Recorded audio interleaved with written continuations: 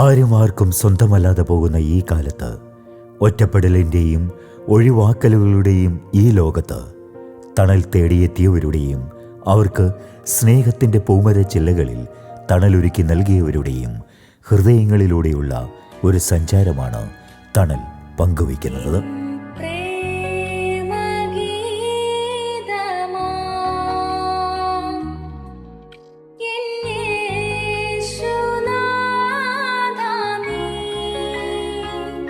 തണൽ ഇന്ന് പരിചയപ്പെടുത്തുന്നത് തിരുവനന്തപുരം ജില്ലയിൽ മൺവിളയിൽ പ്രവർത്തിച്ചു വരുന്ന സാധന സൈക്കോ സോഷ്യൽ റിഹാബിലിറ്റേഷൻ സെൻ്ററിൻ്റെ വിശേഷങ്ങളാണ്. മനോനില തെറ്റി തെരുവിലലയുന്ന സഹോദരങ്ങളുടെ പുനരധിവാസത്തിനു വേണ്ടി തിരുവനന്തപുരം ലത്തീൻ അതിരൂപതയ്ക്ക് കീഴിൽ പ്രവർത്തനം ആരംഭിച്ച സ്ഥാപനമാണ് മൺവിളയിലുള്ള സാധന സൈക്കോ സോഷ്യൽ റിഹാബിലിറ്റേഷൻ സെൻ്റർ. എൻ്റെ പേര് ഫാദർ റോബിൻസൺ എന്നാണ്.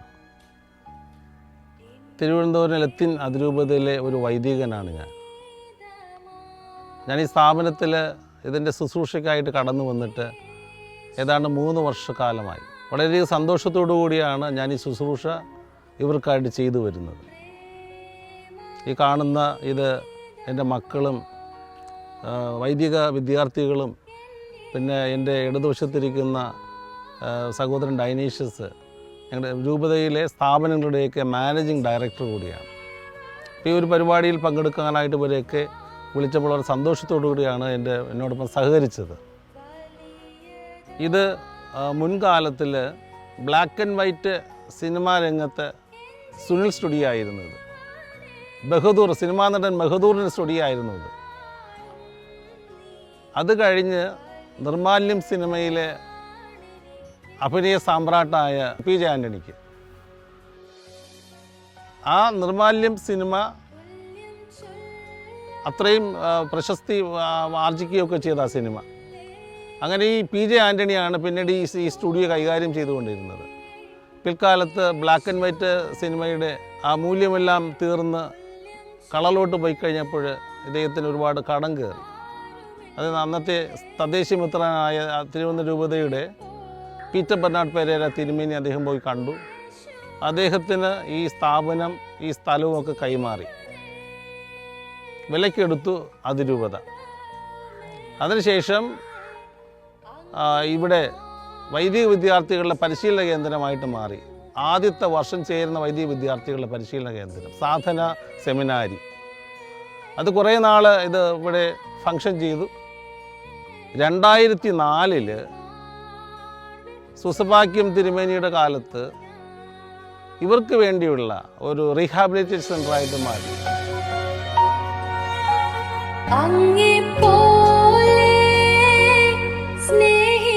2006 ഓഗസ്റ്റ് മാസത്തിലാണ് ഈ സ്ഥാപനത്തിൻ്റെ പ്രവർത്തനം ആരംഭം കുറിച്ചത്.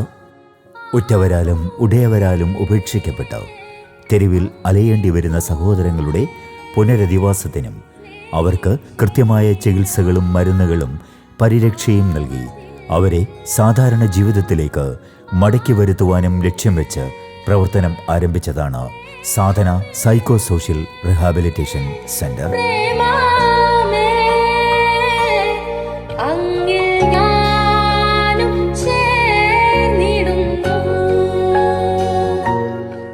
മാനസിക വ്യഥ അനുഭവിക്കുന്ന മക്കൾക്ക് വേണ്ടി, വഴിയരികിൽ ഉപേക്ഷിക്കപ്പെട്ട മാനസിക രോഗികൾക്ക് വേണ്ടി ഒരു സ്ഥാപനം അഭിമന്യ സൂസേപ്പാക്യം മെത്രാപ്പോലീത്ത ആരംഭിക്കുകയുണ്ടായി. ഈ സ്ഥാപനം തിരുവനന്തപുരം ലത്തീൻ അതിരൂപതയുടെ കാരുണ്യത്തിൻ്റെ മുഖമാണ്. ഇവർക്ക് ആവശ്യമുള്ള ശുശ്രൂഷ, അവർക്ക് വേണ്ടുന്ന സ്നേഹം, അവരുടെ മരുന്ന്, ആഹാരം, വസ്ത്രം, പാർപ്പിടമെല്ലാം സൗജന്യമായി നൽകിയാണ് ഞങ്ങൾ ഈ മക്കളെ ശുശ്രൂഷിക്കുകയും ഈ സ്ഥാപനത്തിൽ നടത്തിക്കൊണ്ടു പോവുകയും ചെയ്യുന്നത്. സർക്കാരിൽ നിന്ന് യാതൊരുവിധ ഗ്രാൻറ്റും ലഭിക്കാത്ത ഈ അവസ്ഥയിലും രൂപതാ മക്കളും അയൽവാസികളായിട്ടുള്ള നാനാജാതി മതസ്ഥരുമാണ് ഇതിൻ്റെ വളർച്ചയ്ക്ക് വേണ്ടി സഹായഹസ്തവും നീട്ടി സുമനസ്സുകളായിട്ട് ഭവനത്തിലേക്ക് കടന്നു വരുന്നത്. ഇവിടെ കടന്നു വരുന്ന ഓരോരുത്തരും അവർക്കൊരു ലക്ഷ്യമുണ്ട്. ആരുമില്ലാത്തവരെ സഹായിക്കുക. ബൈബിളിൽ യേശയ്യാ പ്രവാചകൻ്റെ പുസ്തകത്തിലൊരു വാക്യമുണ്ട്, പെറ്റമ്മ മറന്നാലും ഞാൻ നിങ്ങളെ മറക്കുകയില്ല എന്ന് പറഞ്ഞത്. ഇവിടെ പെറ്റമ്മയൊക്കെ ഇവർ മറന്നു, വഴിയരികിൽ കൊണ്ട് തള്ളിയിട്ടു. ഇന്ന് പെറ്റമ്മയായിട്ടും സഹോദരങ്ങളായിട്ടും അപ്പനായിട്ടുമൊക്കെ ഇന്ന് ഞങ്ങളൊക്കെയാണ് ഇവിടെ കൂടെയുള്ളത്. അതുകൊണ്ടാണ് ദൈവം പറഞ്ഞു വെച്ചത്, ഞാൻ നിങ്ങളെ മറക്കുകയില്ല. ആരെങ്കിലും വഴി ഇവരെയൊക്കെ ദൈവം സംരക്ഷണം ഏർപ്പെടുത്തുന്നു. അതിനുവേണ്ടി ഒരു ഉപകരണം മാത്രമായിട്ടാണ് ഞങ്ങൾ ഇവരോടൊപ്പം ആയിരിക്കുന്നത്, ഈ ശുശ്രൂഷയിൽ ഞങ്ങൾ പങ്കുചേരുന്നത്. ഇന്ന് 20 വർഷമായി ഈ സ്ഥാപനം ഇവിടെ ആരംഭിച്ചിട്ട് ഇന്ന് വരെയും ദൈവത്തിൻ്റെ കാരുണ്യം കൊണ്ട് ഒന്നിനും ഇവിടെ കുറവില്ല. എല്ലാം ദൈവം സമയാസമയങ്ങളിൽ യഥോചിതം അവർക്ക് വേണ്ടതെല്ലാം ഒരുക്കി അവർക്കായി നൽകപ്പെടുന്നു എന്നുള്ളതാണ് ഏറ്റവും വലിയ സത്യവും യാഥാർത്ഥ്യവും. ഈ സ്ഥാപനത്തിൽ പല കാലങ്ങളായി കടന്നുവന്ന പലരും സുബോധമുള്ള ജീവിതാവസ്ഥകളിലേക്ക് തിരിച്ചെത്തുകയും സ്വഭവനങ്ങളിലേക്ക് തിരിച്ചു പോവുകയും ചെയ്തിട്ടുണ്ട്.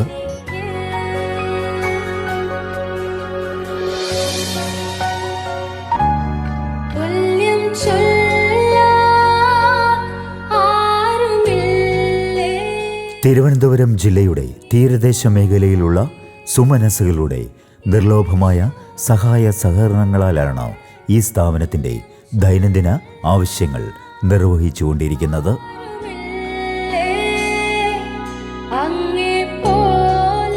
കഴിഞ്ഞ 20 വർഷത്തോളമായി പൊതുസമൂഹത്തിൻ്റെ പരിപൂർണമായ സ്നേഹ സഹകരണങ്ങളിലാണ് ഈ സ്ഥാപനം നിലനിന്നു പോകുന്നത്.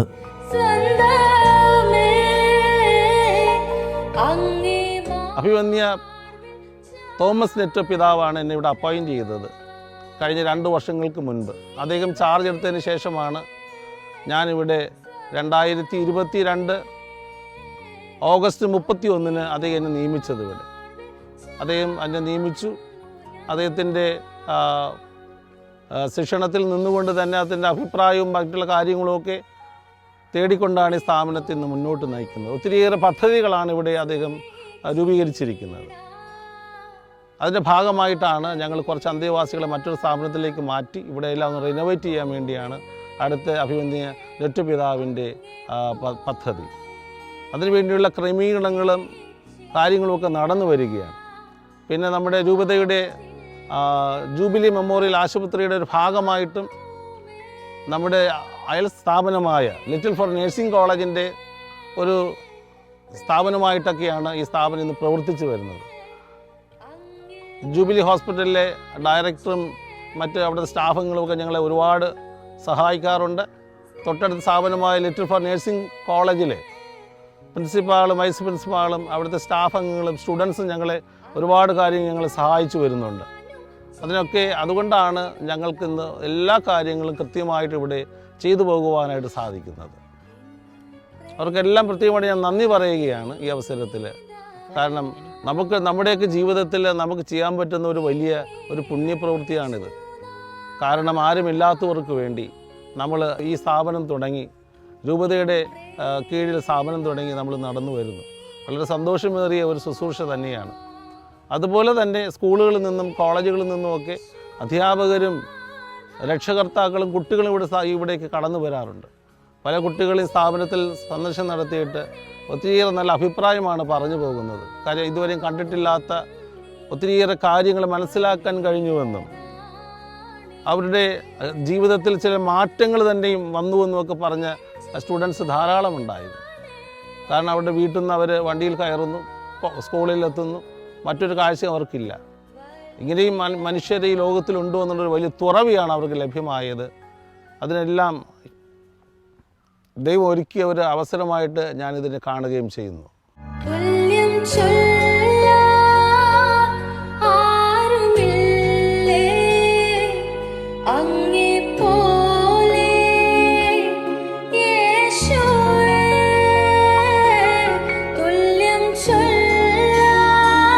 തിരുവനന്തപുരം ലത്തീൻ അതിരൂപത ആർച്ച് ബിഷപ്പ് അഭിവന്യ ഡോക്ടർ തോമസ് ജെ നെറ്റോ പിതാവിൻ്റെ പരിപൂർണമായ കരുതലിലാണ് ഈ സ്ഥാപനത്തിൻ്റെ പ്രവർത്തനങ്ങൾ തുടരുന്നത്.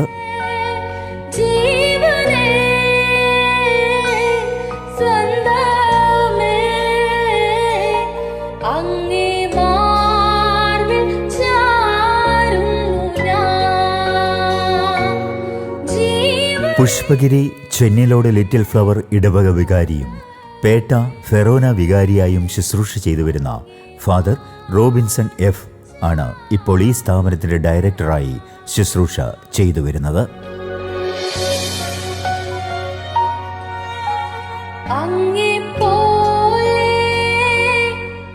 ഈ സ്ഥാപനത്തിൻ്റെ പ്രവർത്തനങ്ങളിൽ നിത്യേന സഹകരിച്ചു വരുന്ന തിരുവനന്തപുരം ലത്തീൻ അതിരൂപത ഇൻസ്റ്റിറ്റ്യൂഷൻ മാനേജിംഗ് ഡയറക്ടർ ഡയനീഷ്യസ് പെരേരയ്ക്കും പറയുവാൻ ഏറെ കാര്യങ്ങളുണ്ട്.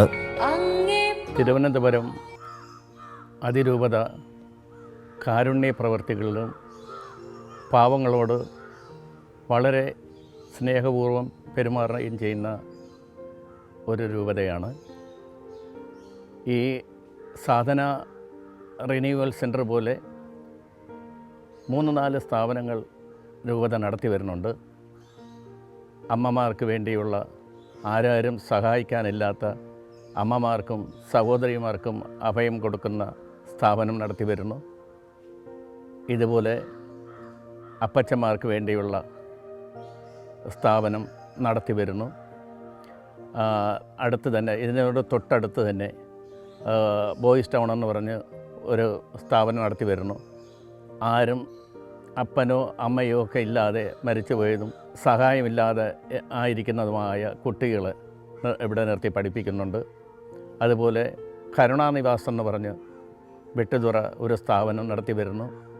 അമ്മയോ അച്ഛനോ ഇല്ലാത്തവരോ ഈ ബ്രോക്കൺ ഫാമിലി അങ്ങനെയുള്ള അവിടെയുള്ള ആരും സംരക്ഷിക്കാനില്ലാത്ത കുട്ടികളെ പഠിപ്പിച്ച് വരുന്ന സ്ഥാപനം നടത്തി വരുന്നു. ഈ സ്ഥാപനം സാധന റിന്യൂവൽ സെൻറ്റർ ഇപ്പോഴായിരിക്കുന്ന ഡയറക്ടർ ഫാദർ റോബിൻസൺ അച്ഛനെ ഏൽപ്പിച്ചിട്ട് 3 വർഷത്തോളമാകുന്നുണ്ട്. നമ്മുടെ തോമസ് നെറ്റോ പിതാവാണ് അച്ഛനെ ഈ സ്ഥാപനം ഏൽപ്പിക്കുന്നത്. ഇത് രൂപതയുടെ ഒരു കരുണയുടെ മുഖമായിട്ടാണ് രൂപത കണ്ടിരിക്കുന്നത്. അപ്പോഴിവിടെ വരുന്ന ഒരു വൈദികൻ തീർച്ചയായിട്ടും അതുപോലെയുള്ള ഒരു വൈദികനായിരിക്കണമെന്ന് പിതാവിന് നിർബന്ധമുണ്ടായിരുന്നു. പിതാവ് അന്വേഷിച്ചു. തീർച്ചയായിട്ടും റോബിൻസൺ അച്ഛന് തന്നെയാണ് അതിന് പിതാവ് കണ്ടെത്തിയ. മറ്റൊരാളുടെ പേര് പിതാവിന് അന്വേഷിക്കേണ്ടി വന്നിട്ടില്ല. നമ്മുടെ ഇവിടെ ഏറ്റവും പ്രധാനമായിട്ട് വരുന്നത് ഈ 10-25 അപ്പച്ചന്മാരെ സംരക്ഷിക്കുന്ന ഇത് വെച്ചുകൊണ്ട് അപ്പച്ചന്മാരുടെ സംരക്ഷണം മാത്രമല്ല ഏറ്റെടുത്തിരിക്കുന്നത്. തീർച്ചയായിട്ടും ഇവരുടെ കുടുംബങ്ങളിൽ ഇവരായിരിക്കുന്നത് കൊണ്ട് തന്നെ ഒത്തിരിയും പ്രശ്നങ്ങൾ ആ കുടുംബങ്ങളിൽ നേരിടുന്നുണ്ട്. അതുകൊണ്ട് ആ കുടുംബങ്ങളിൽ അവരെ സംരക്ഷിക്കുന്നതിന് വേണ്ടി കുടുംബത്തിന് ഭാര്യയും ഭർത്താവും തമ്മിൽ പ്രശ്നം, മക്കളും സഹോദരങ്ങൾ തമ്മിൽ പ്രശ്നം. അപ്പോൾ അവരെയൊക്കെ അവിടെ വീടുകളിലെ പ്രശ്നങ്ങളും കൂടെ ഏറ്റെടുക്കുകയാണ് ചെയ്യുന്നത്. ഇവരെ സംരക്ഷിക്കുന്നതിൽ കൂടെ അവരുടെ വീടുകളുടെ പ്രശ്നം കൂടെ നമ്മൾ ഏറ്റെടുക്കുകയാണ് ചെയ്യുന്നത്. ഈ നമ്മുടെ അനുഭവത്തിൽ പല വീടുകളും നമ്മൾ സന്ദർശിച്ചിട്ടുണ്ട്. അവിടെ ഡിവോഴ്സ് വരെ നടക്കേണ്ട സംഭവങ്ങൾ, അപ്പനെ മാറ്റിയില്ലെങ്കിൽ ഈ അപ്പനെ എനിക്ക് സംരക്ഷിക്കാൻ കഴിയത്തില്ല, നിങ്ങൾക്ക് ഇവിടെ നിന്ന് മാറ്റിയില്ലെങ്കിൽ എനിക്ക് ഇവിടെ ഉപേക്ഷിച്ച് പോകേണ്ടി വരുമെന്ന് പറഞ്ഞ സംഭവങ്ങളൊക്കെ ഇവിടെ ഉണ്ടായി. അവിടെ ചെന്ന് ഞങ്ങൾ ഏറ്റെടുത്ത് അവരെ ഞങ്ങൾ സംരക്ഷിച്ച് കൊള്ളാമെന്ന് പറഞ്ഞ് ഏറ്റെടുത്ത് ഇവിടെ കൊണ്ട് സംരക്ഷിക്കുകയാണ് ചെയ്യുന്നത്. പുറത്ത് തന്നെ ഇതേപോലെ വേറൊരു സ്ഥാപനമുണ്ട്. അവിടെയും മറ്റ് സംസ്ഥാനങ്ങളിൽ നിന്നും കയറി വരുന്ന, അവിടെ വളരെ ബുദ്ധിമുട്ടും മാനസികമായി പ്രയാസം അനുഭവിക്കുന്നവരെ ട്രെയിനിൽ കയറ്റി ടിക്കറ്റ് എടുത്ത് അങ്ങ് അയക്കുക. അവർ തമ്പാനൂർ റെയിൽവേ സ്റ്റേഷനിൽ ഇറങ്ങി ആരും ഇല്ലാതെ അവിടെ വന്നങ്ങ് ഇറങ്ങിക്കഴിഞ്ഞാൽ ഒരുപക്ഷെ പോലീസുകാരൊക്കെ ഈ സ്ഥാപനത്തിൽ തന്നെ വിളിക്കും. ഇങ്ങനെ വന്ന് ഇവരെ സംരക്ഷിക്കണം, ഇവിടെ വന്ന് ആരുമില്ലാതെ വന്ന് ഇറങ്ങിയിരിക്കുകയാണ്, അവരെ സംരക്ഷിക്കണമെന്ന് പറയുമ്പം നമ്മുടെ അച്ഛൻ വണ്ടിയുമായിട്ട് ഓടിയെത്തുന്നു, അവരെ കൊണ്ടുവരുന്നു, അവരെ സംരക്ഷിക്കുന്നു. ഒത്തിരിയും പേര് അങ്ങനെയുള്ളവരാണ് ഇവിടെ ഉള്ളത്. ഈ രൂപതയുടെ മക്കളെ മാത്രമല്ല സംരക്ഷിക്കുന്നത്, എവിടെ നിന്ന് വരുന്നവരാണ്, ആരാണോ ഏത് ജാതിയിലുള്ളതാണോ ഒന്നൊന്നും ഇവിടെ നോക്കാറില്ല. അവരെ എല്ലാവരെയും സംരക്ഷിച്ച് വരികയാണ്. അതുപോലെ തന്നെ ഈ സ്ഥാപനം നടക്കുന്നത് സുമനസ്സുകളായ ഒത്തിരിയും പേരുടെ കാരുണ്യം കൊണ്ടാണ്. നമ്മുടെ പിതാവിൻ്റെ നിർദ്ദേശപ്രകാരം മറ്റ് സംഘടനകൾ, legion of Mary, Vincent de Paul പോലെയുള്ള സംഘടനകളൊക്കെ അവരോട് അറിയിക്കുകയും അച്ഛൻ ഇവിടുത്തെ ഡയറക്ടറായിട്ടുള്ള റോബിൻസൺ അച്ഛൻ അവരെ കാണുകയും അവരെ വിളിച്ചു വരുത്തി അവരെ കൊണ്ട് ഒത്തിരിയും പ്രവർത്തനങ്ങളൊക്കെ ഇവിടെ ചെയ്യിക്കുന്നുണ്ട്. ഇവരുടെ തുണികളൊക്കെ അലക്കിക്കുക, അവർക്ക് മുടി വെട്ടി ഷേവ് ചെയ്തൊക്കെ അവരെ നീറ്റാക്കി എടുപ്പിക്കുക, അങ്ങനെ ഒത്തിരിയും കാര്യങ്ങളൊക്കെ അങ്ങനെ മറ്റ് ആൾക്കാരെ കൊണ്ടും നമ്മുടെ സഭയുടെ തന്നെ മറ്റുള്ളവരെ കൊണ്ടും ഈ പ്രവർത്തനങ്ങളൊക്കെ ചെയ്ത് എപ്പോഴും അവരെ സന്തോഷവാന്മാരാക്കാൻ വേണ്ടി ഇവിടെ ഉല്ലാസ പരിപാടികളൊക്കെ സംഘടിപ്പിക്കാറുണ്ട്. ഒരു ബുദ്ധിമുട്ടുമില്ലാതെ ഒത്തിരിയും പേരെ ചിലർ അവരുടെ വീട്ടുകാരെ അറിഞ്ഞിട്ട് തിരിച്ച് വിളിക്കാൻ വന്നപ്പോൾ അവർ പോകുന്നില്ല, ഞങ്ങളിനി വീട്ടിലോട്ട് വരുന്നില്ലെന്ന് അച്ഛനോട് പറഞ്ഞു. അതൊക്കെ തന്നെ ഇവിടെ നിന്ന് അവരോടുള്ള കരുതലാണ്. ആ സ്നേഹം ഇവിടെ നിന്ന് അവർക്ക് വീട്ടിൽ നിന്ന് കിട്ടാത്ത സ്നേഹം ഇവിടെ കിട്ടുന്നുണ്ട്. അവർക്ക് അപ്പനും അമ്മയുമായിട്ടാണ് വളർത്തമ്മയും പോറ്റമ്മയുമായിട്ട് തന്നെയാണ് ഇവിടെ ഈ ഡയറക്ടർ അച്ഛൻ അവരെ സംരക്ഷിച്ച് വരുന്നത്. ഇതുപോലെയുള്ള എല്ലാ സ്ഥാപനങ്ങളിലും അതുപോലെയുള്ള പ്രവർത്തനങ്ങൾ തന്നെയാണ് നടത്തി വരുന്നത്. ഒരുപാട് സാമ്പത്തികമുള്ള രൂപത ആയതുകൊണ്ടല്ല, പക്ഷേ ഇവരോട് പ്രത്യേക കാരുണ്യം രൂപതയ്ക്കുണ്ട്. അതുകൊണ്ട് എല്ലാ സംരക്ഷണവും അവർക്ക് നടത്തി വരുന്നു. ഇത് വളരെ സമ്പന്നമായ ഒരു രൂപത ആയതുകൊണ്ടല്ല ഇത് നടത്തി വരുന്നത്. ഞങ്ങൾ മറ്റുള്ളവരുടെ കാരുണ്യം കൂടെ സ്വീകരിച്ചുകൊണ്ടാണ് ഈ സംഘടനകൾ മുന്നോട്ട് പോകുന്നത്.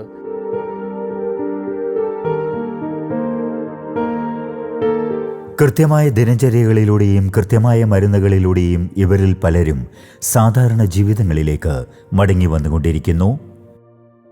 കഴിഞ്ഞ 20 വർഷത്തോളമായി തിരുവനന്തപുരം ജില്ലയിലെ തെരുവിലലയുന്ന സഹോദരങ്ങളുടെ പുനരധിവാസത്തിനു വേണ്ടി പ്രവർത്തിച്ചു വരികയാണ് സാധന സൈക്കോ സോഷ്യൽ റിഹാബിലിറ്റേഷൻ സെൻറ്റർ. സ്കൂളിൽ നിന്ന് വളരെ കുട്ടികളെയൊക്കെ ഇവിടെ കൊണ്ടുവരുന്നുണ്ട്.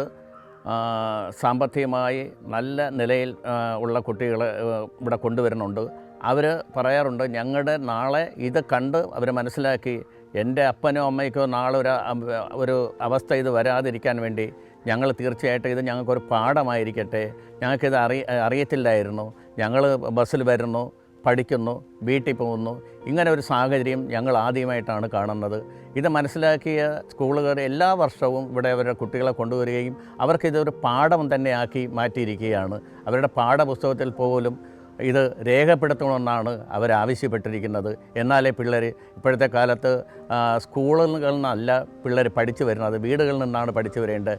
ഇത് ഞങ്ങളുടെ വീടുകളിൽ നിന്ന് കഴിയാത്ത പല കാര്യങ്ങളും ഞങ്ങൾ ഇവിടെ നിന്ന് പഠിച്ചു വരുന്നു. ഇത് കണ്ടതുകൊണ്ട് മാത്രമാണ് ഇതെന്തുകൊണ്ട് അപ്പന്മാരിവിടെ എത്തപ്പെടുന്നു എന്ന് ഞങ്ങൾ മനസ്സിലാക്കുന്നു. അത് ഞങ്ങൾ ജീവിതത്തിൽ മനസ്സിലാക്കി വയ്ക്കുന്നു.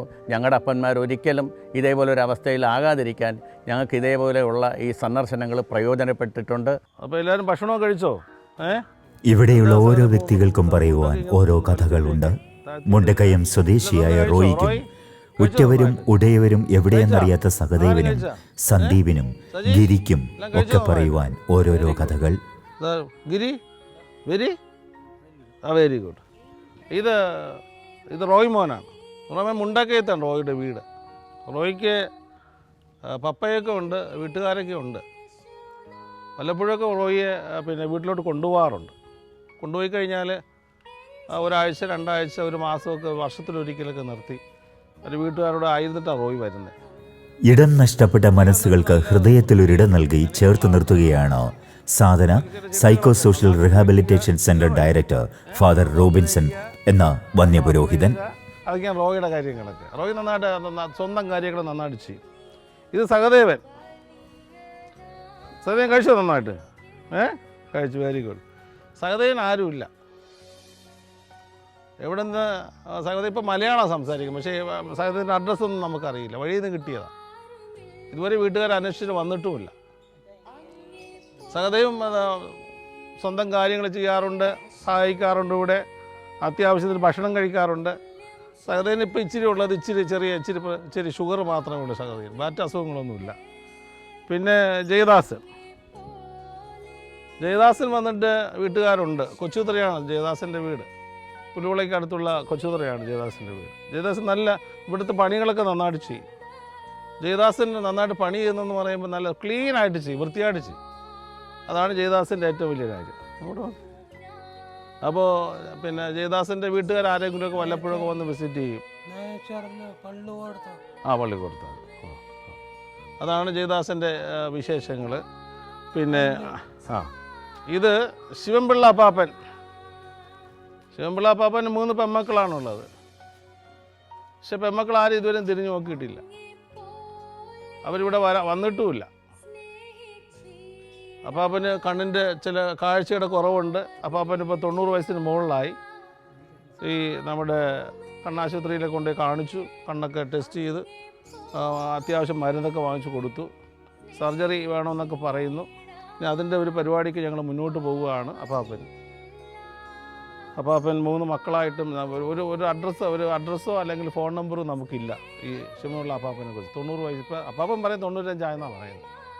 അപ്പോൾ ഞങ്ങൾ 95 ആ 95. അപ്പം പാട്ടൊക്കെ പാടാറുണ്ട് കേട്ടോ. ആ വീട്ടിൻ്റെ ഉമറത്ത് വിളക്കം കൊളുത്തി എൻ്റെ വരവ് കാത്തിരിക്കുന്ന പെണ്ണുണ്ട്, കൊച്ചു വരവ് കാത്തിരിക്കുന്ന പെണ്ണുണ്ട്. കൈതപ്പു നിറമുള്ള കവിളത്ത് മറിയുള്ള കരുനില കണ്ണുമുള്ള പെണ്ണുണ്ട്, കൊച്ചു കരുനില കണ്ണുമുള്ള പെണ്ണുണ്ട്. ഇത് നമ്മുടെ ഗിരിയാണ്, എന്നെയും ഗിരിരാജിന് വീട്ടുകാരുണ്ട്. ഇടയ്ക്കാണ് ഗിരിയുടെ അമ്മയൊക്കെ മരിച്ചുപോയത്. ഗിരിയും വല്ലപ്പോഴുമൊക്കെ വീട്ടുകാർ വന്ന് കൊണ്ടുപോകും. ഗിരിയും വളരെ ഹാപ്പിയാണ് ഇവിടെ വരുന്നവരോടൊക്കെ സംസാരിക്കുക. മറ്റുള്ളവരൊക്കെ അധികം സംസാരിക്കാറില്ല. ഗിരി എല്ലാവരോടും സംസാരിക്കുക. ഭക്ഷണം കഴിച്ചോ ഗിരി? എന്താ കഴിച്ചത്? ചോറുണ്ട്. ചോറിൻ്റെ കൂടെ എന്തായിരുന്നു? അവിയലുണ്ടായിരുന്നു, കപ്പയുണ്ടായിരുന്നു, നാരങ്ങ ഉണ്ടായിരുന്നു. പിന്നെ പറയുവാൻ കഴിയാതെ കണ്ണീരുപ്പിനാൽ ഉറഞ്ഞ് നിശബ്ദമായി പോയ ജീവിതകഥകൾ. അപ്പോൾ ഗിരി വളരെ ഹാപ്പിയാണ് ഇവിടെ. എന്നിപ്പോഴും എല്ലാവരോട് വരുമ്പോൾ സംസാരിക്കുക. ഗിരിക്ക് വണ്ടി വാങ്ങിച്ചു കൊടുക്കണമെന്നൊക്കെ പറയും. അപ്പോൾ ഒരു വണ്ടി വാങ്ങിച്ചു കൊടുക്കാമെന്നൊക്കെ പറയും. ഓരോരോ സാഹചര്യങ്ങളിൽ എപ്പോഴോ എവിടെയൊക്കെയോ വെച്ച് മനസ്സിൻ്റെ നൂലിഴകൾ പൊട്ടി സുബോധത്തിൻ്റെയും അബോധത്തിൻ്റെയും നൂൽപാലത്തിലൂടെ നടന്ന് എവിടെ വെച്ചോ മനസ്സിൻ്റെ പടവുകളിൽ നിന്ന് വീണുപോയവർ. പറയുന്ന ജോലികളെല്ലാം ചെയ്യാറുണ്ട് സതീഷ്. വളരെ ഒരു കാം ആൻഡ് ക്വൈറ്റ് പേഴ്സണാണ്. അധികം മിണ്ടാറില്ല. ഉറ്റവരും ഉടയവരും നഷ്ടപ്പെട്ടവർ, ഓർമ്മകൾ പോലും നഷ്ടമായവർ, ചുണ്ടുകളിൽ പുഞ്ചിരി വിടരാത്തവർ, സുബോധമില്ലാത്തവർ എന്ന് സമൂഹം കരുതുമ്പോഴും ഉബോധ മനസ്സിലുണരുന്ന ഓർമ്മകളുടെ നിസ്സഹായ അവസ്ഥകളിൽ കണ്ണീർ പോളകളിൽ നീർമണിമുത്തുകൾ പൊഴിക്കുന്നവർ. പ്രിയപ്പെട്ടവരെ, ഞാൻ ഈ സ്ഥാപനത്തിൽ ശുശ്രൂഷ ചെയ്യാൻ ആരംഭിച്ചിട്ട് 3 വർഷമായി. അഭിമന്യ തോമസ് നെറ്റോ പിതാവിൻ്റെ ആഗ്രഹപ്രകാരമാണ് ഞാൻ ഇവിടേക്ക് കടന്നു വന്നത്. ഏറെ സന്തോഷമുണ്ട് ശുശ്രൂഷ ചെയ്യുന്നതിൽ. ഈ സ്ഥാപനത്തിൽ പലരാലുമൊക്കെ ഉപേക്ഷിക്കപ്പെട്ട മക്കളാണ് ഇവിടെയുള്ളത്. ഇവിടെ ജാതിയില്ല, മതമില്ല, ഒന്നുമില്ല. പക്ഷേ ഇവിടെ ഒരു ജാതിയുള്ളൂ, മനുഷ്യജാതി മാത്രമേ ഇവിടെയുള്ളൂ. പലയിടത്തും പ്രയാസങ്ങളും വേദനകളും ഒക്കെ അനുഭവിക്കുമ്പോൾ ഇവർ ഒറ്റപ്പെടുകയാണ് ഈ മനുഷ്യർ. അതുകൊണ്ട് തന്നെ ഇവരെ എവിടെയെങ്കിലുമൊക്കെ കൊണ്ട് ഉപേക്ഷിച്ചിട്ട് കടന്നു പോകാറുണ്ട്. അവർക്ക് വേണ്ടിയാണ് ഈ സ്ഥാപനം. ആരുമാരുമില്ലാത്ത ശുശ്രൂഷിക്കുക, അവരെ സ്നേഹിക്കുക, അവരെ പരിചരിക്കുക. അപ്പോൾ ഇവരവിടെ വീട്ടിൽ നിന്ന് മാറിക്കഴിഞ്ഞാൽ ആ വീടിന് സ്വസ്ഥതയുണ്ടാകട്ടെ, അത് മാത്രമാണ് ഞങ്ങളുടെയും പ്രാർത്ഥന. ഒരുപക്ഷെ ഇവരെയൊക്കെ നോക്കി പരിചരിച്ച് തളർന്നവരായിരിക്കാം. ആ തളർച്ചയിൽ ഞങ്ങളൊരു കൈത്താങ്ങാകുകയാണ്. ആർക്കും വേണ്ടെങ്കിൽ ഞങ്ങളെ ഏൽപ്പിക്കുക, ഞങ്ങൾ നോക്കിക്കൊള്ളാം. കാരണം ഞങ്ങൾക്കൊരു മടുപ്പുമില്ല. ഇവർക്ക് വേണ്ടുന്ന സ്നേഹവും സന്തോഷവും കൊടുക്കാനായിട്ട് ധാരാളം പേര് ഇവിടെ വരാറുണ്ട്. ഇവിടെ കടന്നു വരുന്നവർക്ക് മതമില്ല, ജാതിയില്ല. കാരണം അവർ ആ മതം നോക്കിയില്ല. മതത്തിനപ്പുറം മനുഷ്യസ്നേഹം അവരുടെ ഹൃദയത്തിലുള്ളത് കൊണ്ടാണ് പലരും ഇവിടെ കടന്നു വരുന്നത്. ഇവിടുത്തെ എല്ലാ കാര്യങ്ങളും നന്നായിട്ട് കൊണ്ടുപോകാനായിട്ട് സുമനസ്സുകളായിട്ടുള്ള എല്ലാവരും ഞങ്ങളെ സഹായിക്കുന്നുണ്ട്. ആ സഹായഹസ്തം വീണ്ടും വീണ്ടും ഞങ്ങൾക്ക് നൽകുവാനായിട്ട് എല്ലാവരും അത് ഓരോ പ്രാവശ്യം കടന്നു വരുന്നുണ്ട്. ജീവിതത്തിൻ്റെ യാത്രയിൽ ആരെങ്കിലുമൊക്കെ നമ്മൾ കണ്ടുമുട്ടുമ്പോൾ ഇതുപോലുള്ള ആൾക്കാരെ നമ്മൾ കണ്ടെത്തിക്കഴിഞ്ഞാൽ ഞങ്ങളെ ഏൽപ്പിക്കുക. സർക്കാരിൽ നിന്ന് ഞങ്ങൾക്ക് ഒത്തിരിയേറെ ബുദ്ധിമുട്ടുകൾ ഞങ്ങൾക്ക് അനുഭവപ്പെടുന്നുണ്ട്. കാരണം ഇവർക്ക് ആധാർ ഉണ്ടാകണം, ID കാർഡ് ഉണ്ടാകണം. വഴിയിൽ ഉപേക്ഷിക്കപ്പെട്ടവർക്ക് എങ്ങനെ ആധാർ കാർഡ് ഉണ്ടാവുക? അതെനിക്ക് മനസ്സിലാകുന്നില്ല. ഇതൊരു ഏറ്റവും കൂടുതലായിട്ട് ഈ സ്ഥാപനം സർക്കാരിൻ്റെയൊക്കെ നിയമത്തിനോട് ചേർന്ന് ഞങ്ങൾക്ക് പോകുന്നവരാണ്. ഇവിടെ യാതൊരു കാപട്യമോ കള്ളത്തരമോ ഒന്നുമില്ല. ഈ രാജ്യത്തിൻ്റെ ഒരു നന്മ പ്രവൃത്തി ചെയ്യുന്ന ഒരു അതിരൂപതയുടെ സ്ഥാപനമാണിത്. എപ്പോഴും ഞങ്ങളോടൊപ്പം ആയിരിക്കുന്ന ഈ നല്ല മനുഷ്യർക്ക് നന്ദി പറയുകയാണ് ഞാൻ. ഇവരെ രാവിലെ എഴുന്നേൽപ്പിക്കുക, അവരെ കുളിപ്പിക്കുക, ടോയ്ലറ്റ് കൊണ്ടുപോയിപ്പിക്കുക, ബ്രഷ് ചെയ്യിപ്പിക്കുക, അവിടെ വസ്ത്രങ്ങൾ അലക്കുക, അവരോടൊപ്പം ചേർന്ന് അവർക്ക് ആഹാരം കൊടുക്കുക, മെഡിസിൻ കൊടുക്കുക, ആശുപത്രിയിൽ കൊണ്ടുപോവുക തുടങ്ങിയ എല്ലാ കൃത്യങ്ങളും ഞങ്ങൾ അവർക്ക് വേണ്ടി ചെയ്യുകയാണ്. ഞങ്ങൾ ഒരപ്പനും അമ്മയുമായി സഹോദരനുമൊക്കെ മാറിയാണ് ഞങ്ങൾ ഇവരോടൊപ്പം ആയിരിക്കുന്നത്. അവർക്ക് ആവോളം ഞങ്ങളെക്കൊണ്ട് പറ്റുന്ന രീതിയിൽ ഞങ്ങൾ സ്നേഹവും പരിഗണനയും ഒക്കെ ഞങ്ങൾ ശുശ്രൂഷയും ചെയ്യുന്നുണ്ട്. കാരണം ഇവരൊക്കെ ആശുപത്രിയിലായിരുന്നാലും അവരോടൊപ്പം കൂട്ടിരിക്കുക തുടങ്ങിയ കാര്യങ്ങൾ പോലും ഞങ്ങൾ നിർവഹിച്ചു വരികയാണ്. വളരെ പ്രതീക്ഷയോടുകൂടിയാണ്, സന്തോഷത്തോടു കൂടിയാണ് ഈ സാധന റിന്യൂവൽ സെൻറ്റർ ഞങ്ങൾ കൊണ്ടുപോകുന്നത്. അതിരൂപതയിൽ വേറെയും സ്ഥാപനങ്ങൾക്ക് ധാരാളമായിട്ടുണ്ട്. അതും അതിരൂപയുടെ കരുണയുടെ മുഖങ്ങൾ പ്രകാശിപ്പിക്കുന്ന സ്ഥാപനങ്ങൾ തന്നെയാണ്. ആ സ്ഥാപനങ്ങളും ധാരാളം അന്തേവാസികളുണ്ട്. അവിടെയും ധാരാളം നിങ്ങളെപ്പോലുള്ള മനുഷ്യരെത്തിച്ചേരാറുണ്ട്. ഇനിയും എന്നും നിങ്ങളുടെ ഈ സഹായം ഉണ്ടാകട്ടെ എന്ന് ഞാൻ ആശംസിക്കുകയും പ്രാർത്ഥിക്കുകയും ചെയ്യുന്നു.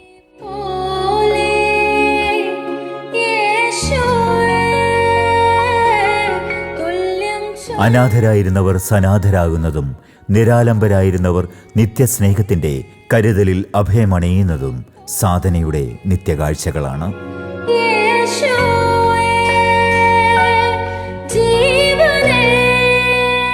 സഹജീവി സ്നേഹത്തിൽ അധിഷ്ഠിതമായ പ്രവർത്തനങ്ങളിലൂടെ അനേകർക്ക് ആശ്വാസമായി, അനേകർക്ക് പ്രതീക്ഷയേകി, അനേകർക്ക് അഭയമൊരുക്കി, അനേകർക്ക് സ്നേഹത്തിൻ്റെ തണലൊരുക്കി സാധന സൈക്കോ സോഷ്യൽ റീഹാബിലിറ്റേഷൻ സെൻറ്റർ പ്രവർത്തനങ്ങൾ തുടരുകയാണ്. ഒപ്പം ക്രിസ്തു സ്നേഹത്തിൽ തൻ്റെ ശുശ്രൂഷകൾ തുടരുകയാണ് ഫാദർ റോബിൻസൺ എന്ന വന്ധ്യപുരോഹിതനും.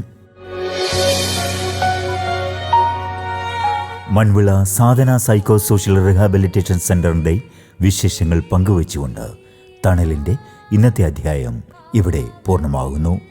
വീണ്ടും അടുത്തയാഴ്ച മറ്റൊരു സ്ഥാപനത്തിൻ്റെ വിശേഷങ്ങളുമായി ഇതേ സമയം.